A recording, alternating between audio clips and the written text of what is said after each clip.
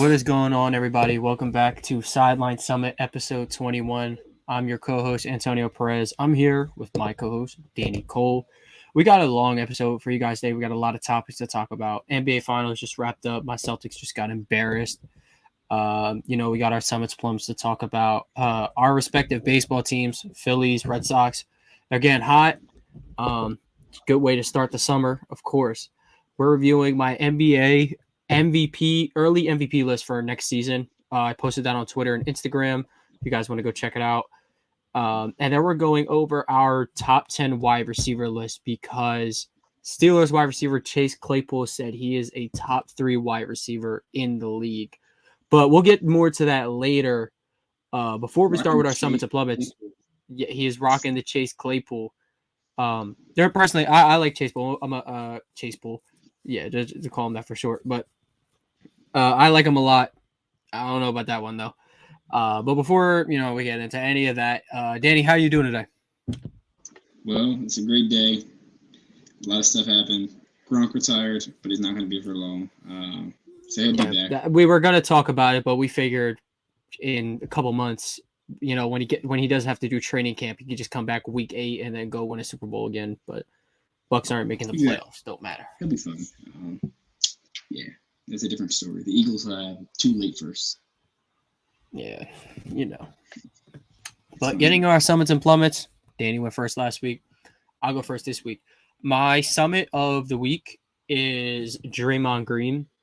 Before the season started, Draymond Green, he obviously has a podcast with the Volume, the Draymond Green Show. He said, "Don't let the Warriors win a championship because you're gonna have to hear it from him."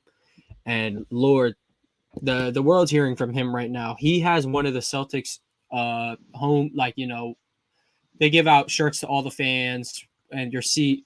He got one, and it says all about 18 with a blank spot. He put arrows. Nope. Maybe next year Warriors happened, and he's having a great time at the parade, and he's been having a great time on Twitter. And I wholeheartedly think he's deserved it. He's a Hall of Famer in my eyes. He's one of my favorite players because he's just like Marcus Smart to me, and he's one of my favorite players. Draymond's just he's just crazy. He's so crazy, and I love him to death. Danny, who's your summit for the week? My summit for the week is Klay Thompson's trainer, the Warriors trainer.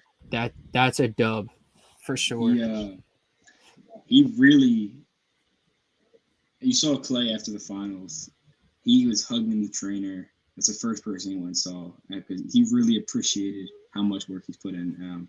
And as an athlete, you can just feel the emotion of two injuries, knee injuries. He didn't know if he could play anymore. He just felt it. No, go ahead. Now you can just feel that from your heart. And that's emotional, man. He deserves it. Nearly 900 days out of basketball. That's tough. You're almost finally back. You get the worst injury in sports, and then you come back, and you're a key contributor on the best team in basketball. No better feeling, I would bet. Now, plummet. Everyone said they were the team to beat.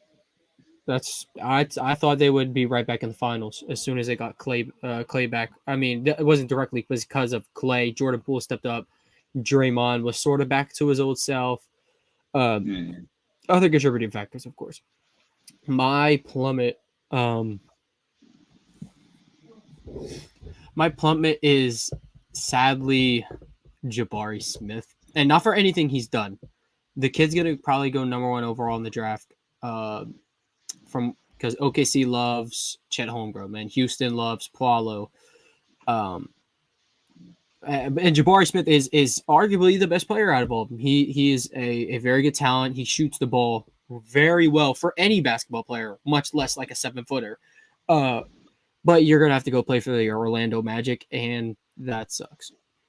And again, he did nothing wrong.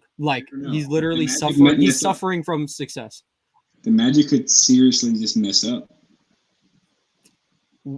I mean, I don't think you can mess up by drafting any of these 3 kids. I think they're all amazing. I mean, they'll mess up if they don't just eventually you have to like actually try to do something. You can't just keep drafting and trading for stuff like OKC. Like eventually you got to go try to make the playoffs. Eventually you got to stop trading for first rounders and stuff. But prayers to the kid. Ain't nothing wrong with him. He's going to be in Orlando Magic in a couple of days. He might be, but they got a young core there. They're throwing stuff at the wall, see what sticks. Yeah, it's heavy like that. Heavy like that. But I think don't throw out the Magic taking Chet. I just don't think they'll do it. I think it's a smoke screen to try to get someone to trade up. Kind of like what Boston. Like what Boston did. They're like, oh, Fultz seems like this lock. All right, well, let us trade down to get who we really want. Does Houston want everyone to think that they want Paolo so they can go get Chet? Paolo has. Well, I don't know about OKC taking him or not, but I think OKC is in love with Chet. Paolo has pushed back his workout with the Magic several times, and he's been seeing a dinner with the Rockets GM. I think it's all but written there, honestly. I think, honestly, this may be my hot take for the season. A trio of Jalen, a second-year Jalen Green, another year advanced Kevin Porter, and Paolo Banchero, Sengun, probably if they can get another defensive center. That's a play-in team. They could maybe win a game. I don't know if they're making the postseason, but play-in is always available unless you're the Kings. The play-in is always a chance unless you are like very bad. But I truly think they have so much talent. Defense is going to be but that team could give you 120 a night.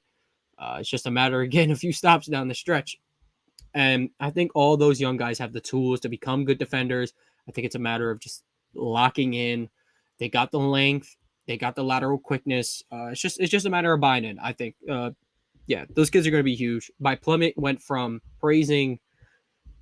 bullshitting the Orlando Magic to telling you that the Houston Rockets are making the playoffs. But a little off topic. We'll take a little break from the NBA. I actually want to start with the Phils and Sox. Listen, I'm no baseball expert. I'm going to let y'all know that right now. I'm still learning, but I love the game. The Phillies, if I'm not mistaken, are 14 and 14. Have won 14 of their last 17, something like that. Ever since they fired their GM, they've been on a hot streak. And I'm still learning the game, but what this tells me, coaching matters in baseball. I don't know how much like you can teach scheme it's like calling a timeout after a team gets hot, but the opposite effect. Like the team needed a spark. It took firing their manager for it to happen. Well, I mean, it clearly got it going. The Broad Street Bombers are in full effect. I don't know if Bryce made a return to the lineup today. I believe he had an infection in his elbow. Is that correct? No, he had a blister in his finger. He has a right, it was a blister. He has a partially torn UCL, but he doesn't need Tommy John, so he can hit. He's fine. He can't play the field yet. Is he?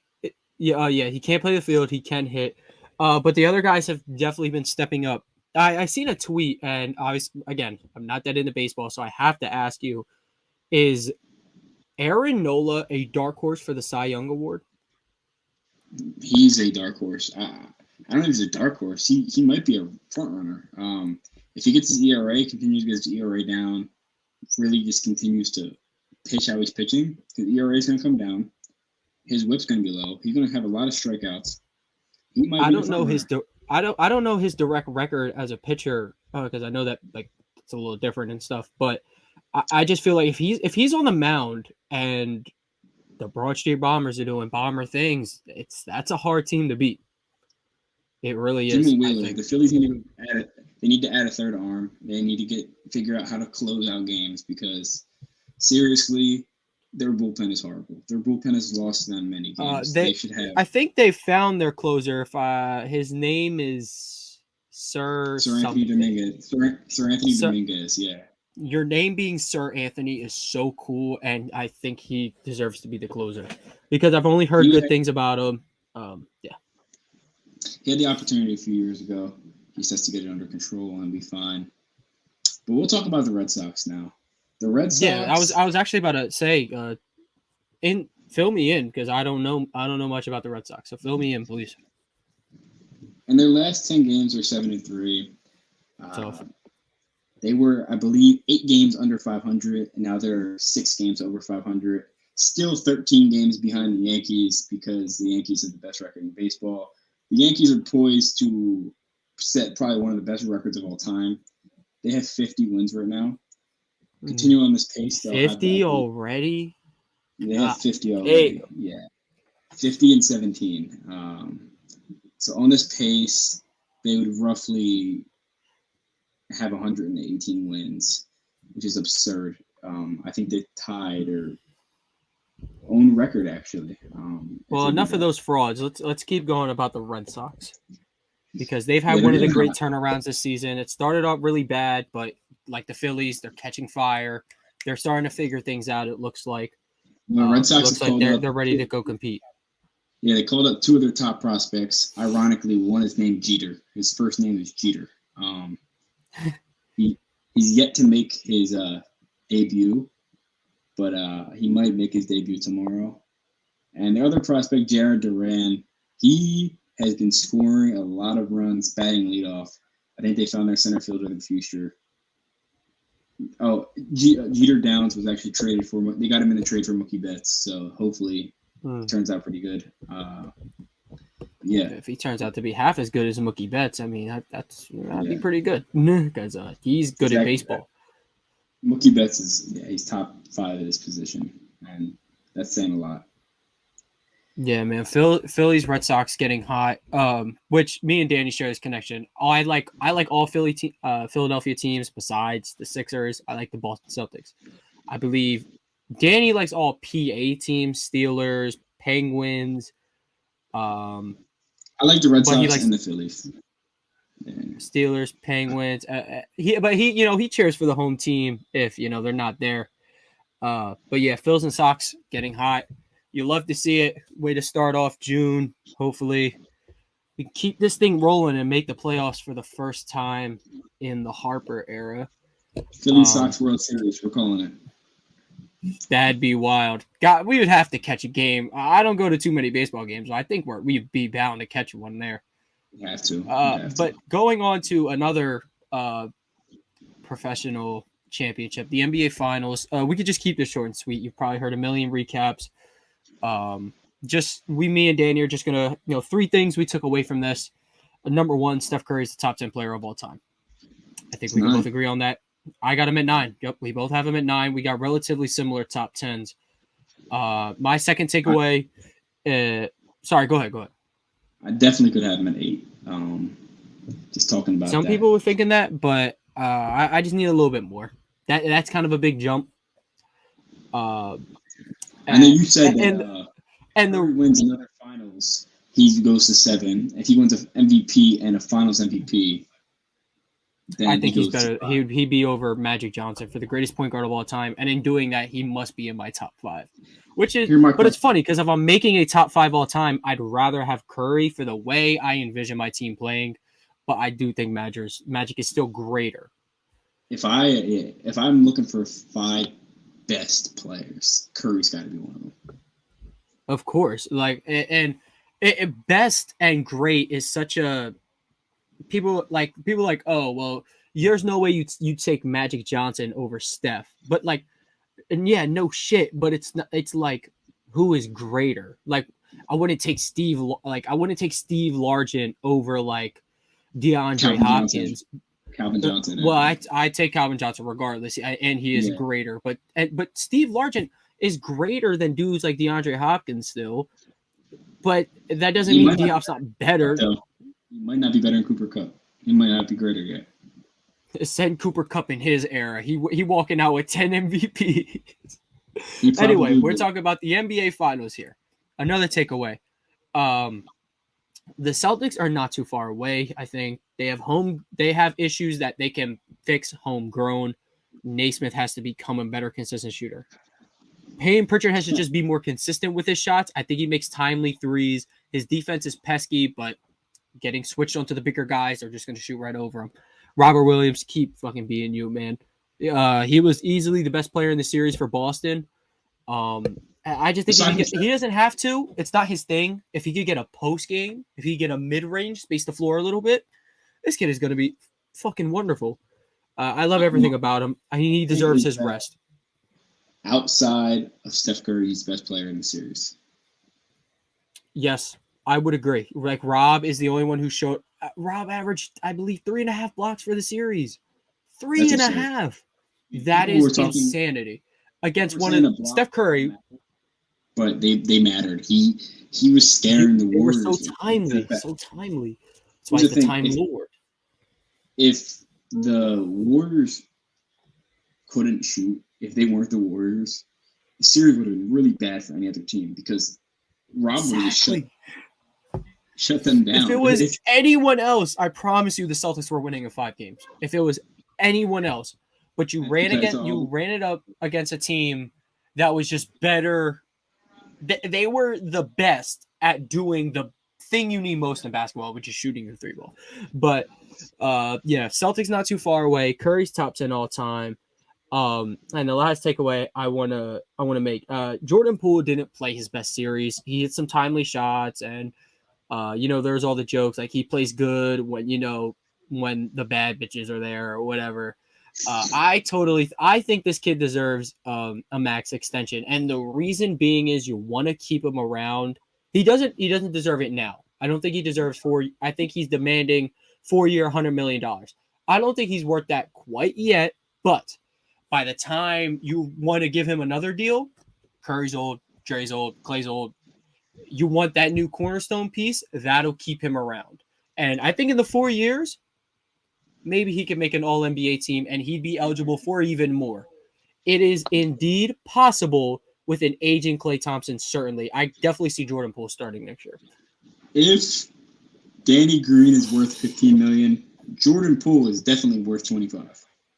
But Danny Green isn't worth $15 million because everyone in the NBA is overpaid. But it is what it is. But Jordan Poole, I hope he gets his bag. I hope Andrew Wiggins gets his bag. A lot of dudes deserve their bag.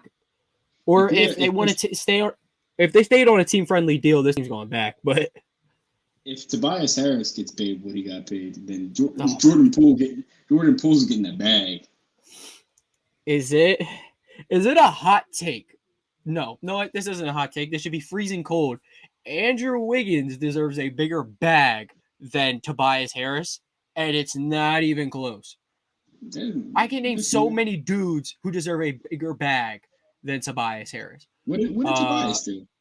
Tobias earns more than 4 times the amount that Robert Williams makes. Isn't Rob insanity? Contract? He just got. I believe his extension kicks in next year. He's got a 4-year, $44 million, or a 4-year, $40 million, something like that. It's the difference between $11 million and $10 million. But you best believe that next one.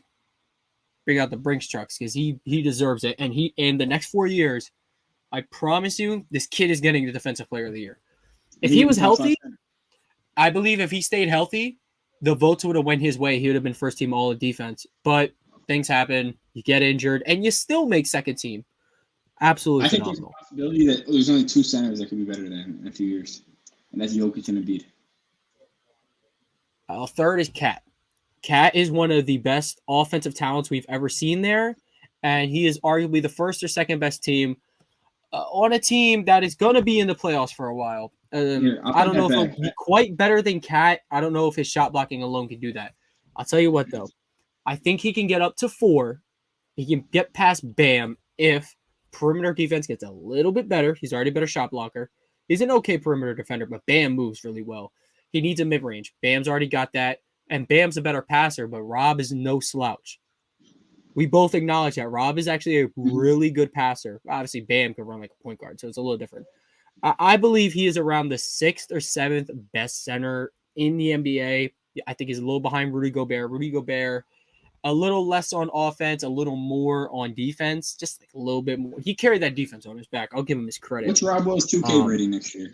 That's my question. I believe he's an 82 now. I think it's only right to give him everyone's overrating the game. Maybe like an 84, 85. I think that's fine. Marcus Smart Marcus Smart is a 79, which is absolute bullshit because Al Horford's an 82. No fucking way. My question is, where does Chet Holmgren slot in as a center in the NBA immediately? He's coming in as a power forward, actually. Okay, well, if he were he'll get lined. I get what you mean. He'll get lined up at center. I'm gonna be honest. Center is not that deep. It's a little deeper than you think, but it's not that deep. Top 10. He's not over 8. Top 15. He's top 15. He's gonna be top 15 at the end of rookie year, maybe even top 10. But there's still a lot of dudes. Well, right now we'll have Jokic, Embiid, Cat, Adebayo, Gobert, Williams, Ayton. I'm having a brain fart on some of these. Where is Kevon Looney ranked? I don't know. It's a Jared Allen. Oh my god, I can't believe I forgot about him. I don't know. There's a lot of guys, but we'll wrap up this NBA Finals part. We got a lot to look over. All right, so reviewing my NBA MVP list. Actually, let me see if I can bring it up right now. All right, folks, just give us 1 second. I was completely unprepared and forgot to try to bring up the list. All is good. Anyway, I can talk about it while we go over it. My number one was Luka Doncic. I believe he should be number one every year. He's incredibly due at some point. My number two, I believe, was Joel Embiid. Danny believes he got snubbed this year. I believe he had a great case, but I don't think snub is quite the word. And I believe my number three, I believe, was Giannis Antetokounmpo, which is I think Giannis is my eyes. I think 2 years away from the voter fatigue. That could help him out there. Okay. Two was you put Giannis at 2, Embiid at 3, Steph Curry at 4. I'm about to pull it up now. Jokic slots in at the 5. Tatum at 6. I think it's a little high. It's hard for me putting Tatum over Durant. Maybe you got a little Tatum bias. It's hard for me putting him. Tatum took his team to the finals, and Kevin Durant got that ass bounce. So it's true. I can explain a little more. 1 second. I also disagree with Trae Young at 10. I'd rather see John Morant there. All right, here we go. Here's our list. All right, I have an explanation for everything, but I want to hear your disagreements first. Start one at a time. I'll address one at a time, but I want to hear the disagreements. You just had one. The first disagreement is I think John Morant is at 10. He might be even higher. You're a biased Ja fan, but I do see your point. He's probably going to be the best player on the top 3 team in the West again. But man, when your team wins like 20 games without you to like 3 losses, that looks insanely tough. But it's credit to Coach Jenkins and how deep the squad is. But that will forever hurt your case. And missing that amount of games is huge. Yeah, but I do see your point though. He'll have the narrative. More than Trae Young, I think he'll have the narrative. I heard that if Trae is top 6, he's in it for. If he gets the Hawks to like a 6 seed, he's in it 100% because that team's I heard bad. They might trade John Collins, Clint Capella, Kevin Huerter, and try to package that in the draft to get it up to like 9 or 7 or somewhere around there. What do you get? I mean, there's a lot of young talent there, but I would rather go try to get a star if you want to do that. If you compare him with Mitchell, maybe it's not the best fit together. They're both ball dominant guards, but they're making the playoffs. I heard they want the other man on that team. Gobert would go crazy, but I mean, you have Clint, who's a good shot blocker and actually a better lob threat in my eyes, pretty easily. But keeping John Collins should be a priority for that team. John Collins, they don't want him, and I think it's because Collins wants to be like in a higher role, but he deserves Trae Young is a damn near like Trae Young is special, dude. And I would get it if maybe this was like Not Trae Young, but I don't know. All right, what else are you seeing on this list that makes you scratch the dome? Putting Tatum above LeBron just makes me scratch my dome. If LeBron plays a full healthy season, drops Tatum. 27. I mean, What if? LeBron is Okay, I do get what you mean. I could sit up here and say if LeBron is healthy, he is a top 3 MVP candidate every single season because his team's going to be in a good spot if he's healthy. But that Lakers team is bad. Like that Lakers team is very bad. I mean, healthy, maybe they could get a top 4 seed and all this. But think about this: 5 seed, 4 seed around there. What if Tatum? So Tatum started to really pick things up around January. If from January on, I believe he averaged 28, 7, and 5, something like that. What if he put that up for a whole year and the Celtics are a 55 plus win team? My problem is he didn't. That's true. That's true, but they figured it out. What if I just think they're going to pick up where they left off and this kid is going to be hungrier than ever. I think he's going to average 28 a game, 7 boards, probably 7 assists, high on the turnovers like always. But at 28, 7, and 7, LeBron does that. If he has more wins than LeBron and they have the same stats, you could be like, oh, well, one has the better team. That's kind of what lost Joel the award this year. I definitely see your point, though. I do see your point. I'm biased. But Tatum did, I believe he finished 6th overall in the MVP rankings. He got as high as 4 last year. I don't know. I think he picks up where he left off, but LeBron will definitely have the narrative. Bounce back, took a non-playoff team back to the Holy Grail and all that. I do see your point. One thing that I almost disagree with, someone I posted this on TikTok and someone was like, "Oh damn, like Jimmy Butler, like no love for Jimmy Butler." You know why him and Kawhi Leonard aren't higher on this? Because they don't want to win the MVP. Like they don't want to. Jimmy Butler doesn't. It's not that he doesn't want to. Jimmy Butler is obviously a winner, but it's different. He doesn't turn on that playoff gear in the regular season. Same with Kawhi Leonard. Kawhi Leonard doesn't play enough games. I can't put him high enough. But I'm huge on Kawhi Leonard. He's the best 2-way player in the game, and he's going to remind everybody when he's back. I wish I could put them 2 higher. I really do, but they don't do it in the regular season. And I love that they get it done in the playoffs, preferably. I love that for them. Yeah, I definitely agree. And it really comes down to so what I think is going to happen is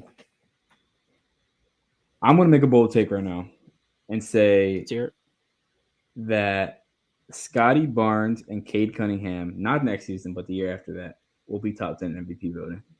Ooh, I love them boys. I think Scotty Barnes has a pretty better chance. There was a lot of situations where he just relied on. He relied on a lot on a playoff Raptors team, and he was playing banged up against Philly. He's healthy. Philly a first round exit. I don't know.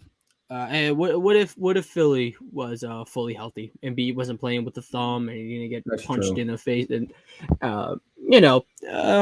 Scotty Barnes is a great player, though. I think of that rookie class, I think he could be the first to grab an MVP due to his Swiss Army knife abilities. And his team is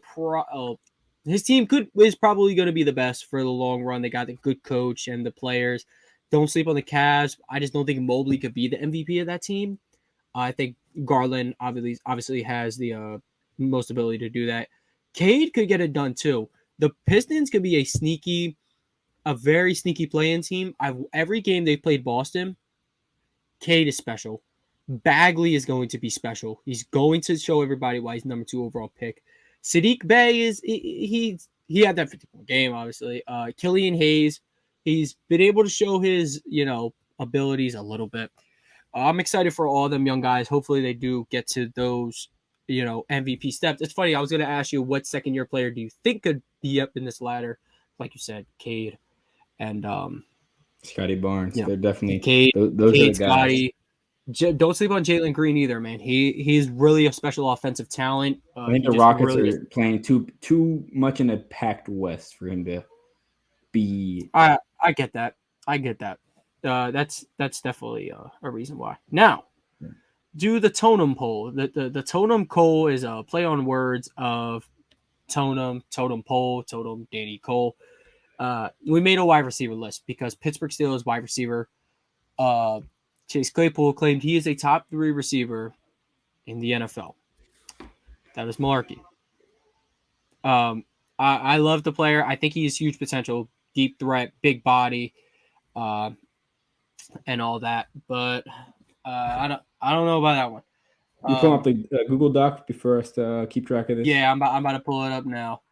Well, before we get into that, the thing with Claypool. Oh my God, this is hilarious. I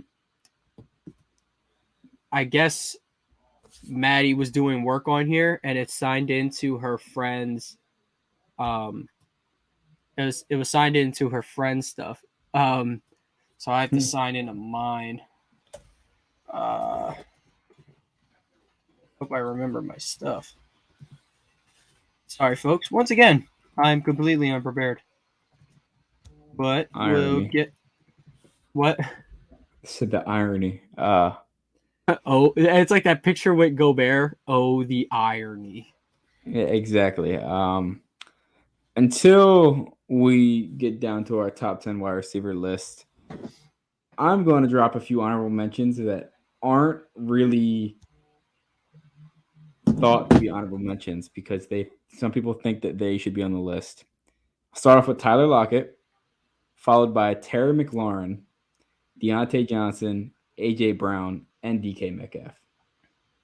I do have a couple of those in my honorable mentions as well. Definitely DK. I wanted the Eagles to originally trade for him, obviously before we got our boy, but got AJ Brown, which is even better in my eyes. And one name I will say that he's right outside the honorable mentions is Amari Cooper. I still think he's that guy. I still think he's one of those guys. But I don't think he deserves to be there yet. And I think that CeeDee Lamb is a special talent, but he is in Dallas, and they don't know how to use him correctly. So he would not be in an honorable mention or top 10 until he decides to prove me wrong. Oh, or Dak could help him out with that one. But yeah, he could. Or Kellen Moore. No. Kellen Moore can help him with that. Kellen Moore just needs consistency. I really do think he is a phenomenal play caller. But here we are. We'll go from 10 to 1. Top 10 list. Yep, of course we will. Yep, we'll go 10 to 1. Who's your 10? We can list your 10 My 10, first. When he's healthy, Chris Godwin. Ooh. Do not tell me any different. I like that one. People have fell off on him. People have fallen off on Godwin because he hasn't been healthy. But I think when healthy, I think he's the best receiver on that team. I think he's truly a great talent. And no, I'm not dictating. Shut up. Yeah. I like that. What I will say, I did not rank Michael Thomas because he's been off the field too long.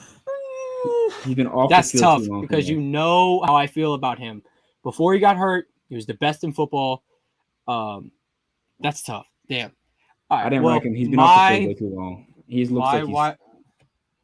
My wide receiver 10 is AJ Brown. I like it. It's fair. Maybe a little biased, but I'm a huge fan of his. Big guy, fast, after the ball, deep threat. He can do it all, and I think he's going to be huge in Philly this year with Jalen Hurts, his best friend.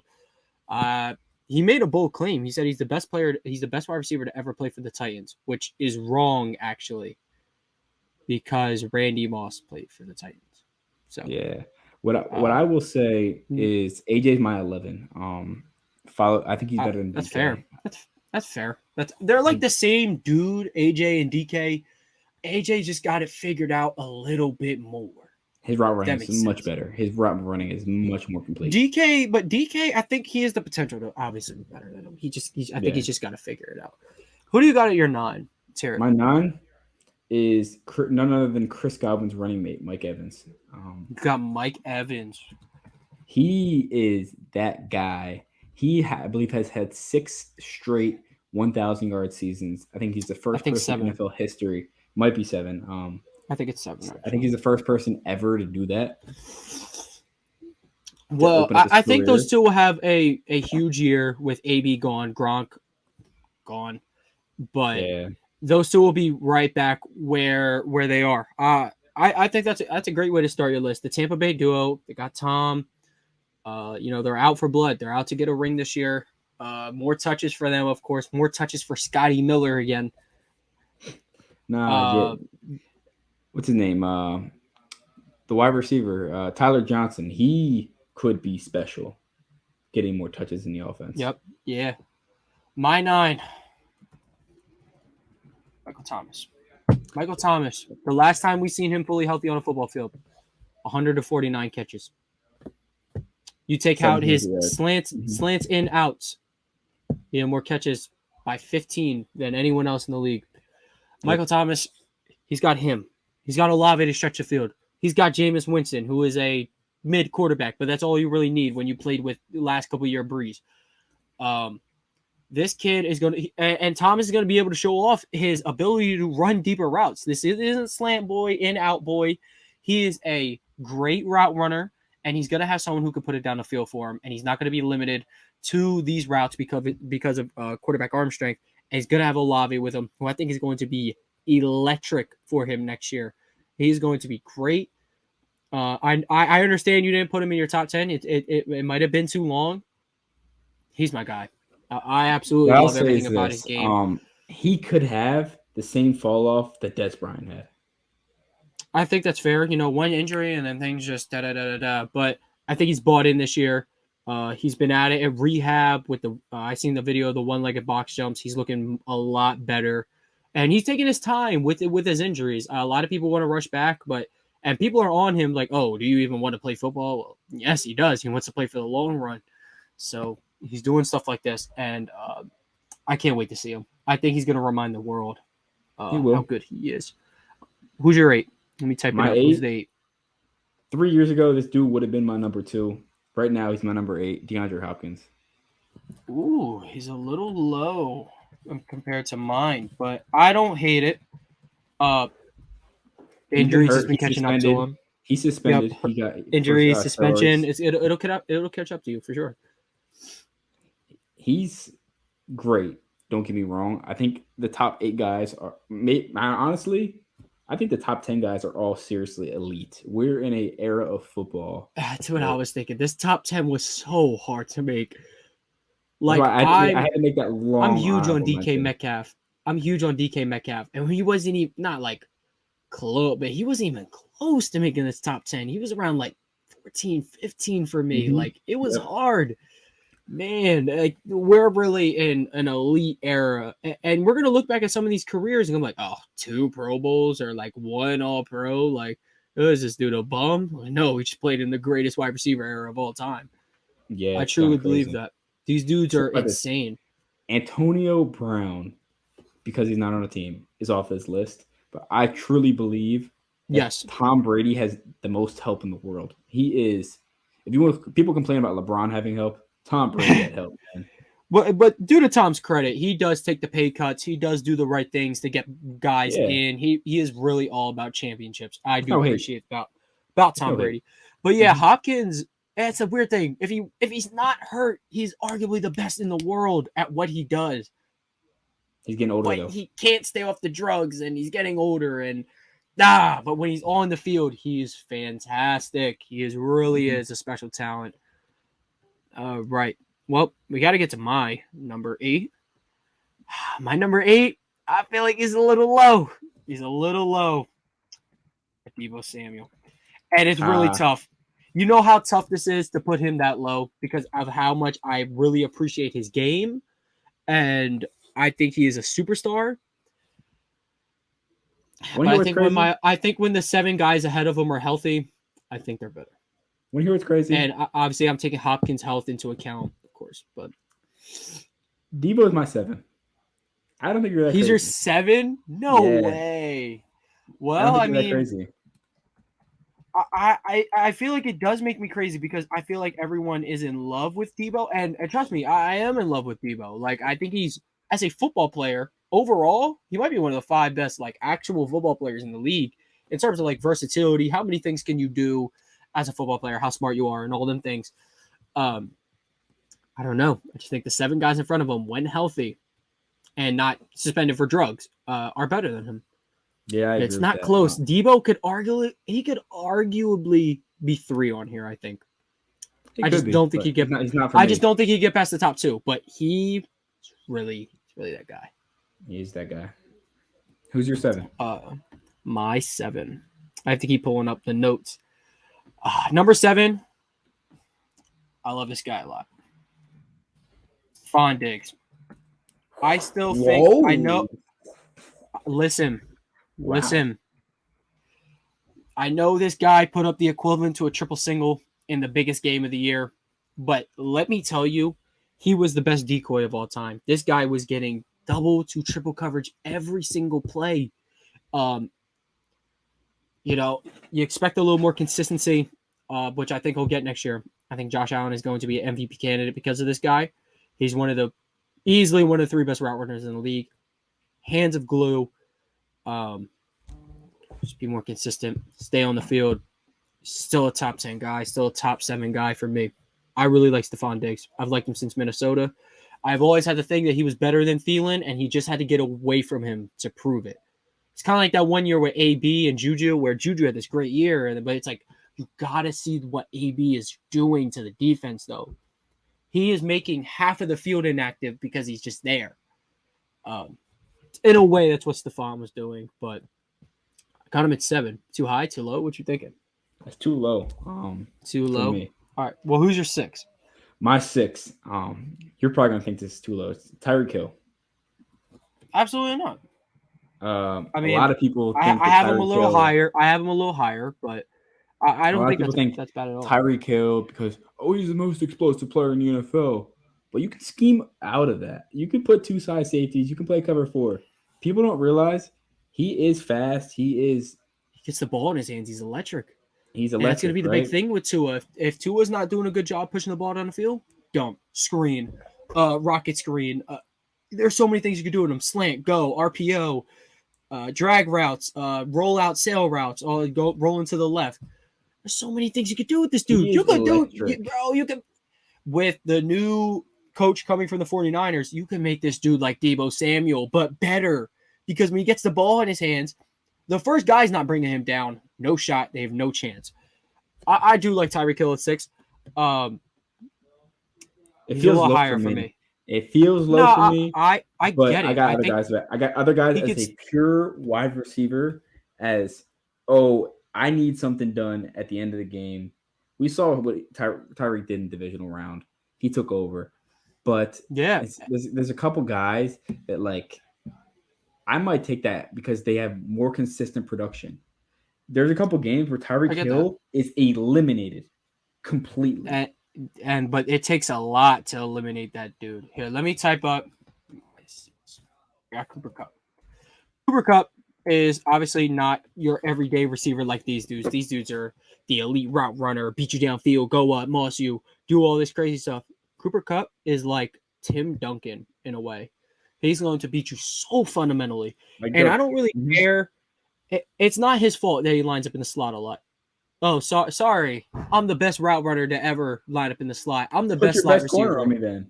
If he's that good. Yeah. Jalen Ramsey followed Gronk in the AFC title game a couple years back. Well, if you want to stop him, stop putting fucking linebackers on him. Stop putting safeties on him. Don't put your worst corner. Don't put your nickel corner. Don't put your best corner. Put your best corner. If you got something to say about it, do it. And in the Super Bowl, they had to answer for him for a little bit. And guess who else was eating? Odell Beckham Jr. Cooper Kupp is one of those guys who can eliminate 3 dudes at once, and it helps other guys out. Until they try to put an answer for that, Cooper Kupp will continue to eat because exactly. And if not, I do feel this is a little low for a triple crown guy, but again, I think the 5 ahead of him, when healthy, they're the 5 best.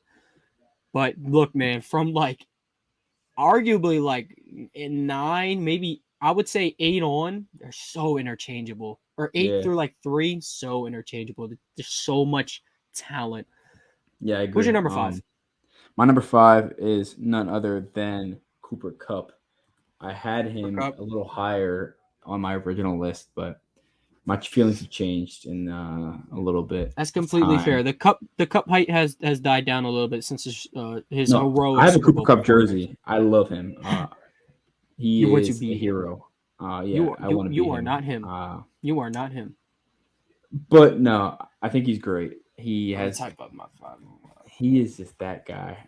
Yeah, and I think us having them flipped is Yeah, we got a couple guys flipped here and there, but we relatively were going to come down to the same dudes.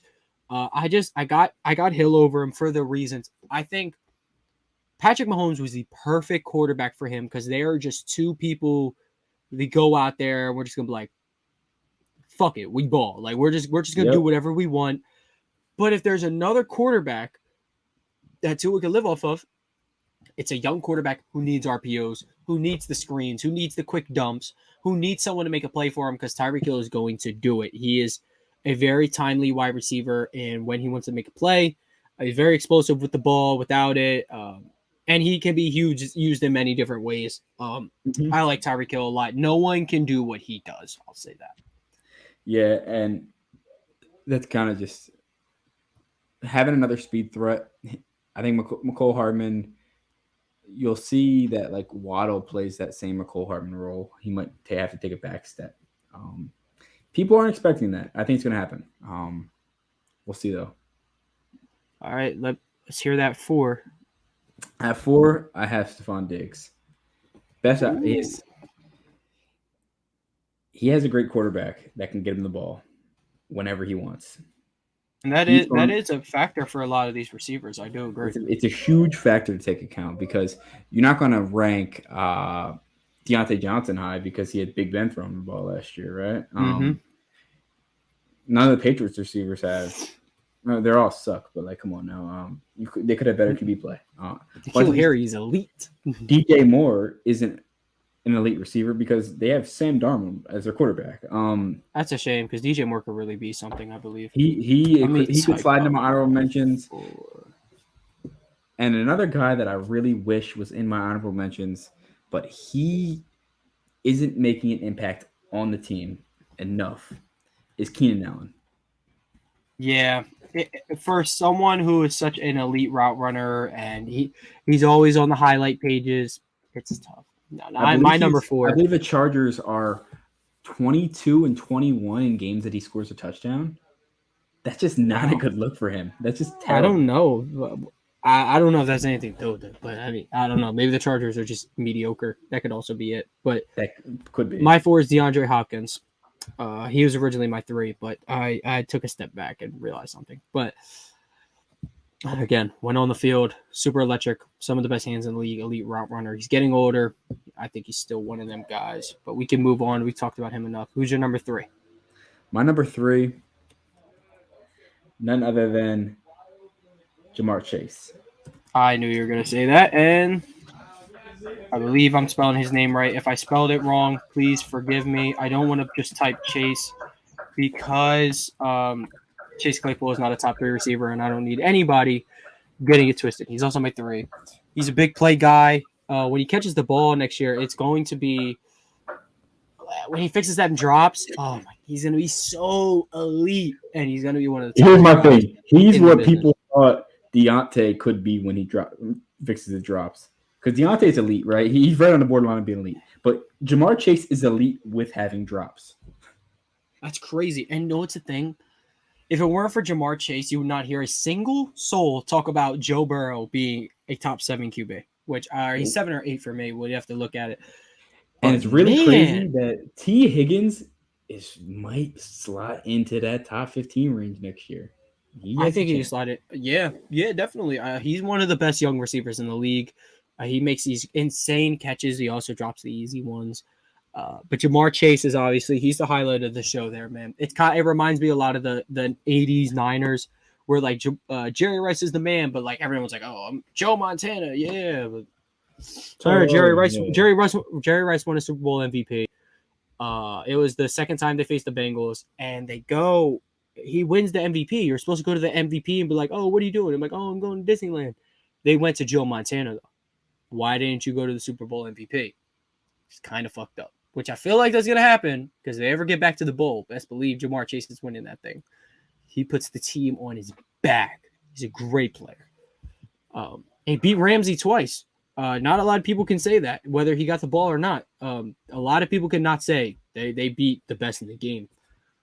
Exactly. I'm assuming we got the same top two?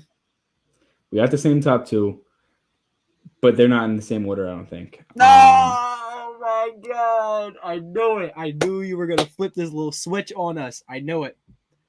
I got Devonte Adams at 2. He's no longer with. He is no longer with Aaron Rodgers. He, you think you spelled his name wrong. It's Devonte. Devonte, like that. With an A, this second letter.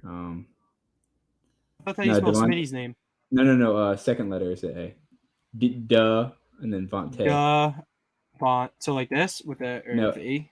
And then the second letter of the name is an A. And yeah. I don't give a fuck. And you already know. And then Justin Jefferson, he has dethroned Adams. He is doing this with Kirk primetime Cousins. He can't show up on a big game. I think he's on the best young offense in football.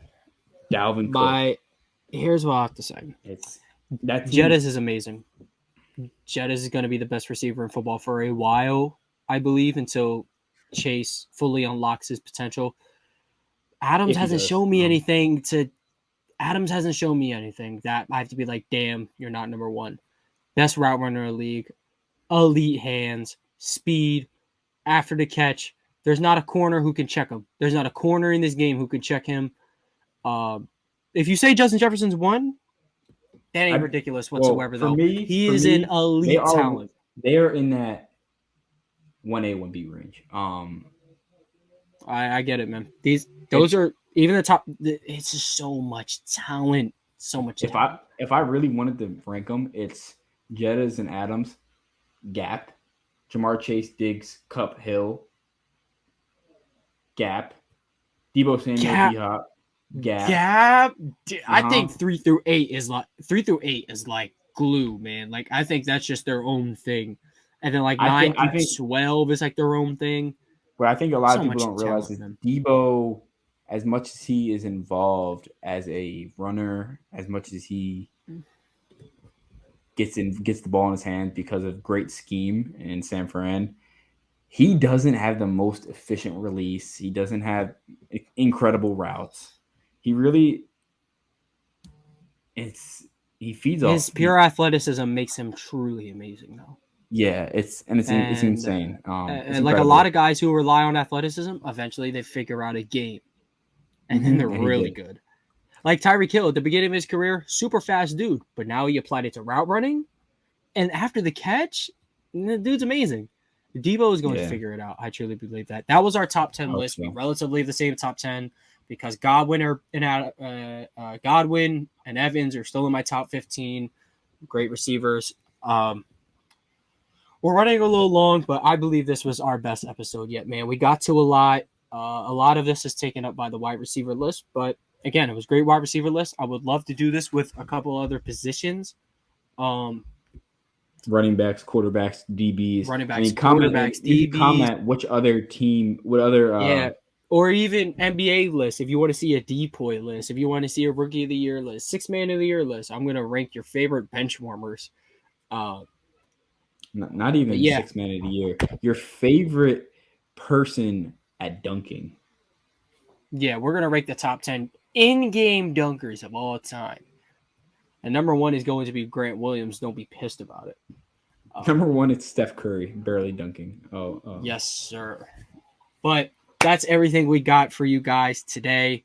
Thank you for tuning in. We ran a little long this episode. But again, we had a great time like we always do. Danny, you got anything to say before we head off of this? Antonio Brown will retire a Steeler this week. Stay tuned.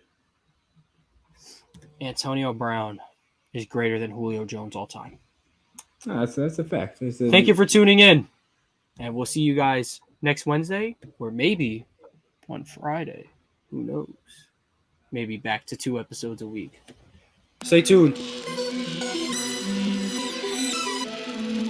Hey.